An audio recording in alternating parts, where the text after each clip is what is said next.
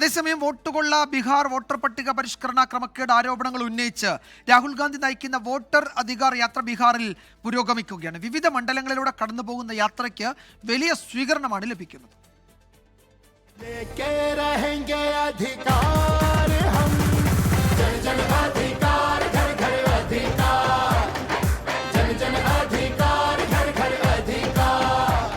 ബീഹാറിലെ കുടുംബ നിയമസഭാ മണ്ഡലത്തിൽ നിന്നാണ് രണ്ടാം ദിവസം വോട്ടധികാർ യാത്ര ആരംഭിച്ചത്. രാഹുൽ ഗാന്ധിക്കൊപ്പം RJD നേതാവ് തേജസ്വി യാദവും യാത്രയിൽ ഉടനീളം പങ്കെടുക്കുന്നുണ്ട്. പൊള്ളുന്ന വെയിലിലും റോഡിന് ഇരുവശത്തുമായി നിരന്ന ജനങ്ങൾ കൊടിവീശിയും പൂക്കൾ നൽകിയും യാത്രയെ വരവേറ്റു. ജനങ്ങളെ അഭിവാദ്യം ചെയ്ത് നേതാക്കളുടെ യാത്ര മുന്നോട്ട് നീങ്ങി.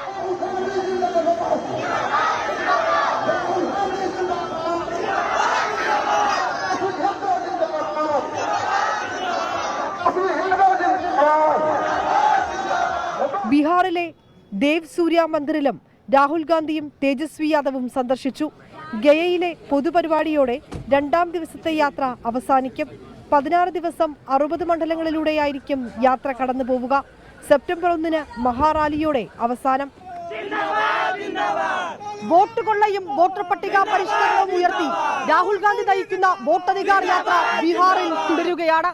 ആരോപണങ്ങൾ BJPയും തെരഞ്ഞെടുപ്പ് കമ്മീഷനും തള്ളുമ്പോഴും പ്രതിഷേധം ശക്തമാക്കാനാണ് കോൺഗ്രസിന്റെ തീരുമാനം. ബീഹാറിൽ നിന്ന് ക്യാമറാമാൻ ജിജീന്ദ്രനൊപ്പം വിനീത VG 24.